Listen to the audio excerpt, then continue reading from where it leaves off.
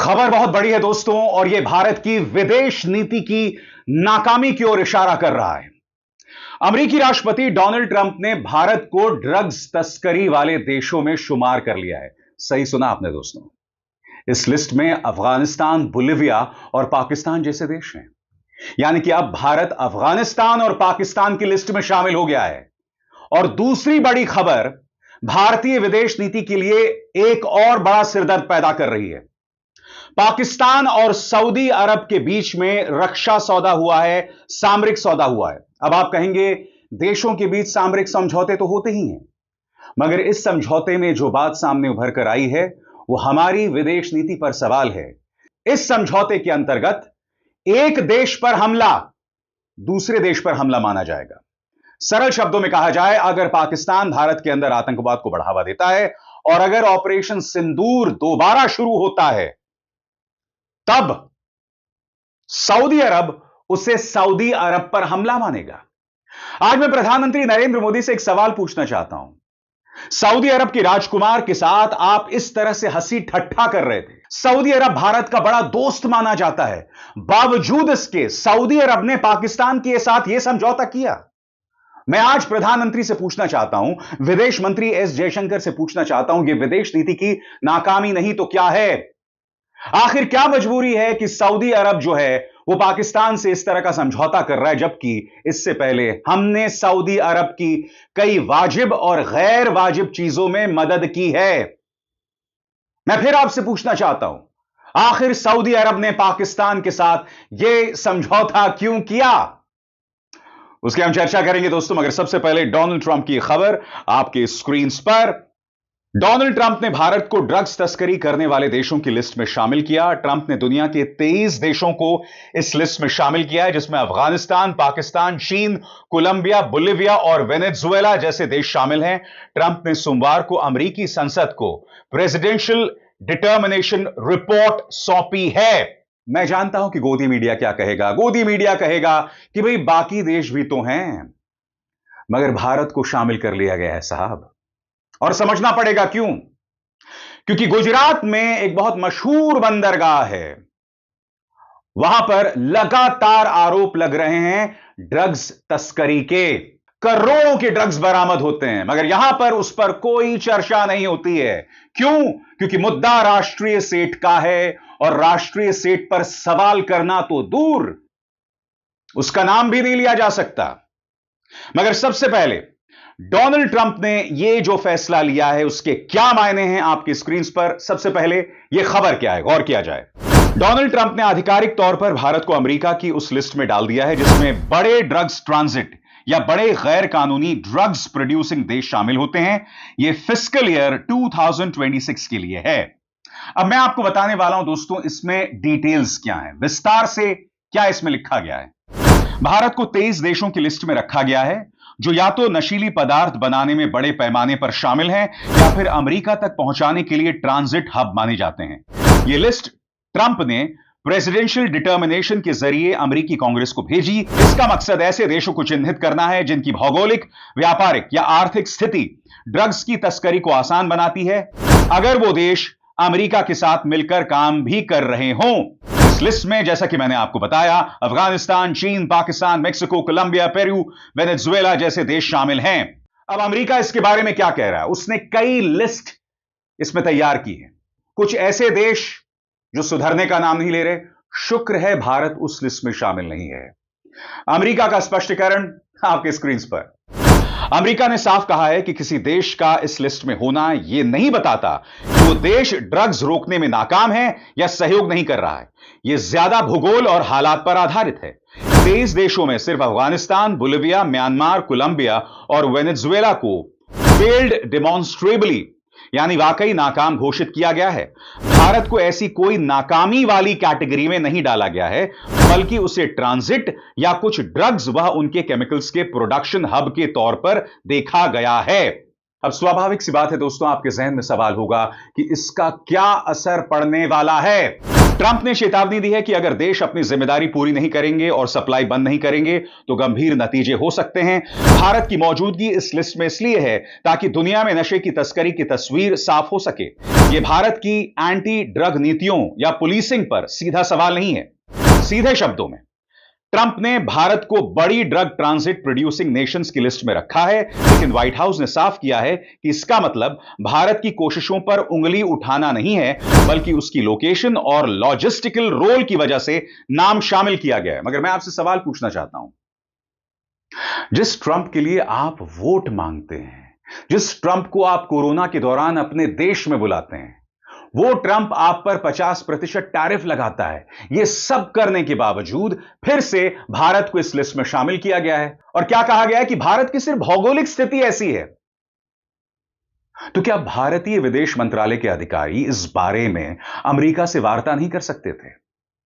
मैं फिर आपसे पूछना चाहता हूं, क्या यह नाकामी नहीं है? सबसे बड़ी बात दोस्तों, गौर कीजिए मैं क्या कहने वाला हूं। अपने जन्मदिन पर लोगों की बधाइयां मंगवाना बहुत आसान है। उसमें कुछ लोगों को बरगला दो, कुछ लोगों को धमका दो, ठीक है, या कुछ लोगों पर दबाव बना दो। वो सब करना बहुत आसान है। आपने पीआर के जरिए, पब्लिक रिलेशंस के जरिए यह सब आप कर लेंगे कि प्रधानमंत्री नरेंद्र मोदी विश्व गुरु हैं, उनकी जन्मदिन पर देखो हर कोई बधाई दे रहा है। असली मुद्दा यहां सामने उभर कर आता है क्योंकि ट्रंप के इस कदम से बड़ी खबर सऊदी अरब और पाकिस्तान में यह डील है। यह डील इन दोनों देशों के बीच सामरिक समझौते की है और इस डील में कहा गया है कि एक देश पर हमला दूसरे देश पर हमला माना जाएगा। मैं जानता हूं आपके जहन में क्या सवाल है, क्योंकि इस्राएल इस वक्त कई मुस्लिम देशों पर हमले कर रहा है। उसने सीरिया पर हमला किया, ईरान पर हमला किया, फलस्तीन में तो 65,000 लोगों को मार ही दिया है। उसने हाल ही में दोहा, कतर पर हमला किया। तो आप कह सकते हैं कि भविष्य में अगर वो सऊदी अरब पर हमला करता है तो इससे पाकिस्तान पर हमला माना जाएगा। मगर क्या सऊदी अरब ने स्पष्ट किया है कि यह भारत पर लागू नहीं होता है? क्योंकि स्वाभाविक सी बात है, अगर फिर से पहलगाम होगा तो भारत के पास पूरा अधिकार है ऑपरेशन सिंदूर को अंजाम देने की। मैं आपको बतलाना चाहता हूं, यह मुद्दा इसलिए बड़ा हो गया है क्योंकि देखिए, यह मेरे दिमाग की उपज नहीं है। खुद विदेश मंत्रालय ने इस पर प्रतिक्रिया दी है। सरल शब्दों में यह जो प्रतिक्रिया दिखाई दे रही है, इसमें कहा गया है कि हमें पता चला है, हम इस पर निगाह रख रहे हैं। अब स्वाभाविक सी बात है, विदेश मंत्रालय में इस बात को लेकर सुगबुगाहट है कि सऊदी अरब ने पाकिस्तान के साथ यह डील क्यों की। पढ़ के सुनाना चाहता हूं इसमें क्या कहा गया है। अंग्रेजी में, हिंदी में अनुवाद में पहले ही कर चुका हूं। In response to a media query regarding reports of the signing of a strategic mutual defense pact between Saudi Arabia and Pakistan, the official spokesperson Shri Randhir Jaiswal said, "We have seen reports of the signing of a strategic mutual defense pact between Saudi Arabia and Pakistan. The government was aware that this development, which formalizes a long-standing arrangement between the two countries, had been under consideration. We will study the implications of this development for our national security as well as regional and global stability. The government remains committed to protecting India's national interests and ensuring comprehensive national security in all domains." सरल शब्दों में कहा जाए तो यहां भारत सरकार या विदेश मंत्रालय कह रहा है कि हमें इस डील के बारे में पता था, मगर भारत अपने राष्ट्रीय हितों का पूरा ख्याल रखेगा। आपको डील के बारे में पता था, यानी कि आप जानते हैं कि यह मुद्दा सऊदी अरब और पाकिस्तान के बीच में होगा। अब आप कह रहे हैं कि यह जो डील है, हम इस पर अध्ययन कर रहे हैं। फिर आप यह भी कह रहे हैं कि भारत अपने राष्ट्रीय हितों का, अपनी राष्ट्रीय सुरक्षा का ख्याल रखेगा। यानी कि कहीं ना कहीं विदेश मंत्रालय कह रहा है कि कल को पाकिस्तान को हिमाकत करता है तो हम दोबारा पाकिस्तान पर प्रहार करेंगे। मगर क्या उसका मतलब यह है कि उसके जरिए सऊदी अरब और उसके बाद तमाम मुस्लिम देश भारत के खिलाफ हो जाएंगे? भाई यह सवाल उठना चाहिए ना। और आगे बढ़ने से पहले एक जरूरी संदेश, मेरे कार्यक्रमों के लिए आप नोटिफिकेशन का इंतजार मत कीजिए। मेरे चैनल में जाइए और खुद जाकर कार्यक्रम देखिए और रहिए अपडेटेड। और हां, ज्वाइन कीजिए मेरा चैनल। देखिए यह जरूरी संदेश। स्वतंत्र और आजाद पत्रकारिता का समर्थन कीजिए, सच में मेरा साथी बनिए। बहुत आसान है दोस्तों, इस ज्वाइन बटन को दबाइए और आपके सामने आएंगे ये 3 विकल्प, इनमें से एक चुनिए और सच के इस सफर में मेरा साथी बनिए। हालांकि एक बात मैं स्पष्ट कर दूं, अगर पाकिस्तान और सऊदी अरब के बीच में यह डील इसराइल को लेकर हुई है तो मैं बहुत ही शालीनता से एक बात कहना चाहता हूं।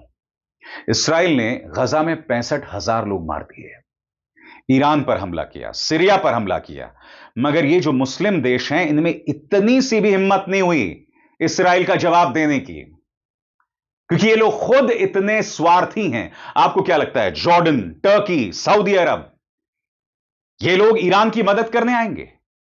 65,000 बेकसूर जो मारे गए उनकी मदद करने आएंगे? अरे ये वो पाकिस्तान है जिसने डोनाल्ड ट्रंप के नाम की सिफारिश नोबेल शांति पुरस्कार के लिए किया है, नोबेल पीस प्राइज के लिए किया है। और दूसरा देश जो ये कर रहा है वो इसराइल है, यानी इसराइल और पाकिस्तान बराबर है। यानी कि दोहरे मापदंड इन मुस्लिम देशों में साफ तौर पर दिखाई देते हैं। तो सबसे बड़ी बात, ये जो डिफेंस डील हुई है, अगर मैं उस पर इंडिविजुअली कमेंट करूं, यानी अलहदगी से कमेंट करूं, तो मुझे परवाह नहीं है। सऊदी अरब जैसे देश ये दोहरे मापदंड का शिकार हैं, ये दोगले हैं, इनमें हिम्मत नहीं है बेकसूर फलस्तीनियों को बचाने के लिए सामने आने के लिए। या जब ईरान पर हमला हो रहा था, 12 दिन का युद्ध चल रहा था, इन्होंने कोई दबाव नहीं बनाया, खुद अपनी जान बचाते फिरते हैं लोग। लिहाजा इस डील पर मेरी कोई तरजीह नहीं है, मगर मेरा सवाल वही है, क्या यह भारत की विदेश नीति की नाकामी है? भारत खुलकर कहे ना, खुलकर कहे कि अगर पाकिस्तान हिमाकत करेगा हमला करने की तो हम उसका मुंह तोड़ जवाब देंगे। अरे साहब, हिम्मत दिखाइए। तमाम देशों से अपने जन्मदिन पर आप बधाइयां मंगवा लेते हैं, उससे हमारी विदेश नीति पर कोई असर नहीं पड़ रहा है, जो कि बार बार प्रमाणित हो रहा है। अमेरिका में, सऊदी अरब में, जापान में जाकर रॉक शोज करना, यानी एनआरआईज के सामने बड़े बड़ी चुनावी सभाएं करना, इससे विदेश नीति पर कोई असर नहीं पड़ने वाला है। जो हो रहा है वो दिख रहा है। ट्रंप ने भारत को ड्रग्स तस्करी वाले देशों में शामिल किया और सऊदी अरब और पाकिस्तान के बीच में रक्षा डील, सामरिक डील। अविसार शर्मा को दीजिए इजाजत। नमस्कार।